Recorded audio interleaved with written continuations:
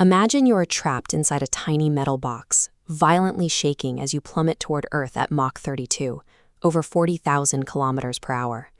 Outside your window, the atmosphere is tearing itself apart, turning into a blinding wall of boiling plasma that consumes the ship. Your radio is dead. Shortly before this moment, the journey was peaceful.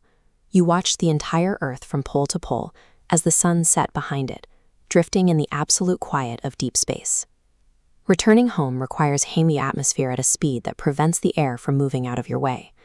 Instead of flowing around the ship, the air molecules compress instantly into a superheated shockwave. The temperature on your outer hull skyrockets past 2,760 degrees Celsius.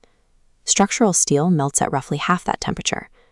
Without a specialized barrier, the carbon fiber and titanium skeleton of the capsule would liquefy in less than a second, erasing the crew instantly.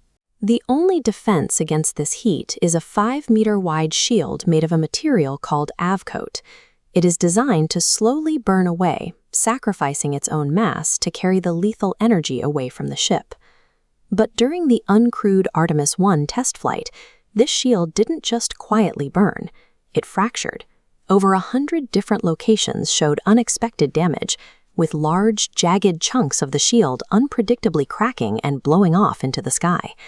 Gases built up inside the material and ruptured it violently from within.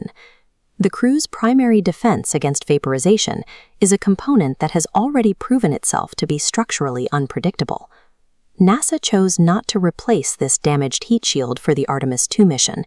Ripping it off and building a new one would have added years of delays to the program's schedule. Instead of fixing the hardware beneath the astronauts' seats, the agency opted to change the physics of the descent. They eliminated a planned skip maneuver intended to bleed off heat, meaning the capsule hits the atmosphere at a steeper, harder angle. The G-forces will crush the crew, subjecting the compromised shield to much more intense structural loads and higher peak heating. NASA is pushing a fractured design past its previous limits and hoping the new trajectory accounts for the weakness. Some internal risk estimates put the chance of losing the crew at a literal coin flip. Before the ship even reaches the atmosphere, it faces a second threat vector. The mission is scheduled during the absolute peak of solar cycle 25, a period where the sun is highly volatile. A single massive solar eruption could blast the unshielded ship with a lethal wave of radiation. The crew's only shelter from a solar storm is a tiny, cramped corner of the capsule. Whether this makeshift bunker can actually keep human beings alive during a worst-case eruption has never been tested in deep space. The astronauts are trapped in a deadly environment, radiation from the sun behind them, and a wall of plasma directly ahead. As the capsule enters the atmosphere, the 2,000-degree plasma becomes so dense that it absorbs all radio waves, severing the connection to Earth. For 4 agonizing minutes, every screen in Houston's mission control goes pitch black. Nobody can hear the crew, and nobody can help them. If the shield cracks, or if another jagged chunk blows off and exposes the hull, mission control won't know. They will just sit in total silence, staring at blank screens, waiting for a signal that may never return. For the duration of this blackout, the crew is entirely dependent on the engineering of a shield known to fail. There are no more commands to send and no adjustments left to make.